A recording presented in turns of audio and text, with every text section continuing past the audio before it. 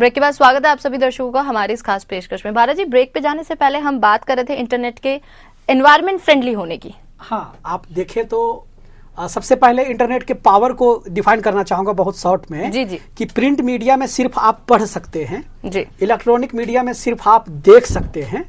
Internet में ये दोनों चीजें समाहित है, दोनों चीजें एक साथ है कि आप पढ़ भी सकते हैं और चाहें तो उसकी तस्वीर भी देख सकते हैं और चाहें तो उसकी वीडियो भी देख सकते हैं। और आजकल ऐसे ऐसे सॉफ्टवेयर्स आ गए हैं कि लिखे हुए टेक्स्ट को आपको पढ़ के सुना सकते हैं। अगर जी आपका न्यूज़पेपर पढ़ के आपका नौकर नहीं सुना सकता शायद, लेकिन इंटरनेट पे ऐसे सॉफ्टवेयर्स हैं कि अगर आप नहीं पढ़ना चाहते हैं, आप थके हुए हैं, तो इंटरनेट में ऐसे सॉफ्टवेयर्स हैं कि पूरी वेबसाइट को पढ़ने का इंतजाम है। बिल्कुल बिल्कुल। जी हाँ, और आप देखें कि प्रिंट मीडिया के जिस प्रकार से सर्कुलेशन घट रहे हैं, तो उसमें इलेक्ट्रॉनिक मीडिया का तो रहा ही है उसका एक कारण, लेकिन उससे एक और जो कारण मिल गया है इसमें इंटरनेट, कि अब आने वाले समय में जैसे जैसे जो है इंडिया में बैंडवाइड्थ का प्रभाव बढ़ रहा है, अब मोबाइल में इंटरनेट आ रही है और सस्ते सस्ते लैपटॉप, सस्ते सस्ते कंप्यूटर आ रहे हैं, तो अब छोटे छोटे कस्बों में भी लोग अपने घर में कंप्यूटर खरीद रहे हैं और उसमें इंटरनेट लगा रहे हैं। और उस इंटरनेट में आपको सिर्फ ये प्रिंट मीडिया से भी हट के कई सारी वेबसाइटें हैं जो न्यूज में डील कर रही है। बिल्कुल, तो इंटरनेट का जो इस्तेमाल है बहुत तेजी से फैलता चला जा रहा है, बहुत बड़े मायने में। कम्युनिटी साइट्स ने लोगों को एक दूसरे से इतना नजदीक ला दिया है कि इसे ग्लोबल नेट के नाम से भी जाना जाने लगा है। ईमेल की वजह से खतों की तादाद में तेजी से कमी आई और दिनों में होने वाले काम को कुछ सेकंड में मुमकिन कर दिखाया। चैटिंग से इंटरनेट ने जमकर शोहरत बटोरी। अक्सर ऐसा होने लगा जब एक दिल 7 समंदर पार कर अपने दिलबर से मिलने पहुंच गया। टर्की के आर्कुट ने जब इस कम्युनिटी साइट को शुरू किया तो उसे खुद भी अंदाजा नहीं था कि उसने ये क्या कर दिया है। इसके बाद तो इस तरह की कम्युनिटी साइट्स की संख्या तेजी से बढ़ने लगी, जो यूजर को कई तरह के ऑप्शन भी देने लगी। इसने ब्रॉडकास्ट योरसेल्फ का नारा दिया। अब कोई भी खुद की खासियत से घर बैठे किसी को भी इंटरनेट के जरिए रूबरू कराने लगा।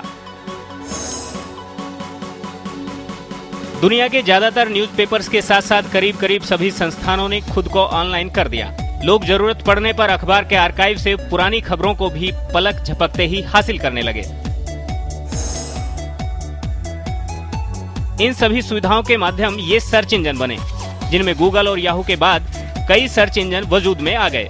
ये वो माध्यम हैं जिनके जरिए दुनिया भर के लोग एक दूसरे के नजदीक आते गए, और यही वो वजह है जिसके चलते इस साल के शांति पुरस्कार के लिए इंटरनेट की दावेदारी पेश की जा रही है। Bureau report, A to Z news.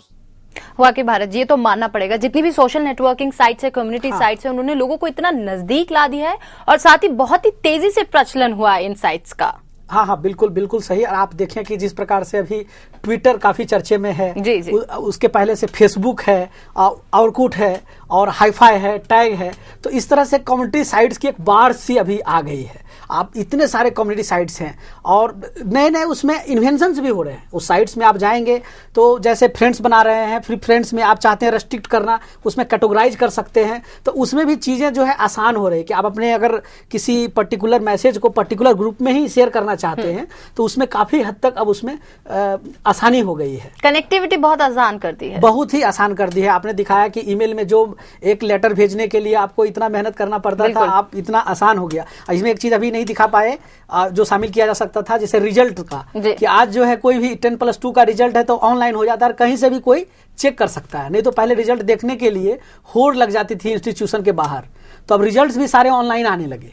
बिल्कुल, तो इंटरनेट का रिजल्ट में भी जो है एग्जामिनेशन रिजल्ट में, और कई सारे अब एग्जामिनेशंस जो हैं अब ऑनलाइन ही होने लगे।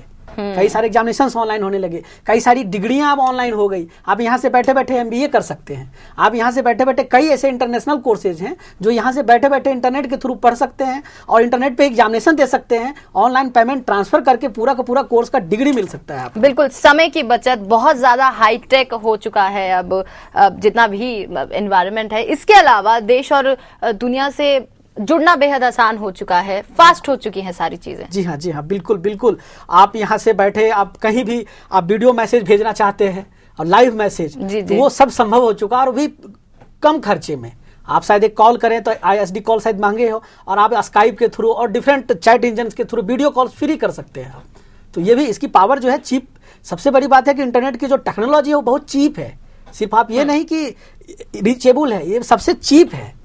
तो इतना चीप कोई टेक्नोलॉजी नहीं हो सकती कि आप यहाँ से यूएसए में जो है फ्री वीडियो क्लिप्स भेज सकते हैं, आप अपने टॉक कर सकते हैं, वीडियो चैटिंग एक दूसरे को देखते हुए, वो भी फ्री ऑफ कॉस्ट।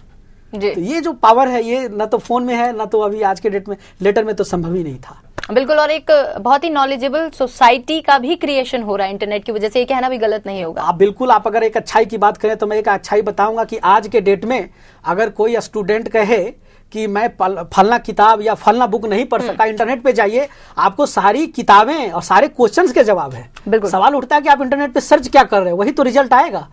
आप अगर आज डिसाइड करते हो कि मैं एक आईटी डेवलपर बनना चाहता हूं, तो उसके सारी बुक्स जो है इंटरनेट पे फ्री अवेलेबल है, फ्री।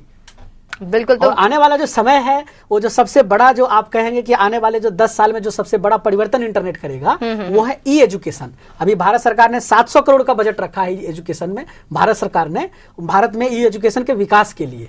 और ई एजुकेशन के विकास का मतलब है कि हम कैसे किसी कोर्स के वीडियोज बना करके वेबसाइट पे डाल सकते हैं। तो कोई गरीब बच्चा है, मान लीजिए फिजिक्स पढ़ना चाहता है 10+2 का, उसकी चैप्टर की सीडी बना के वेबसाइट पे डाली जा सकती है।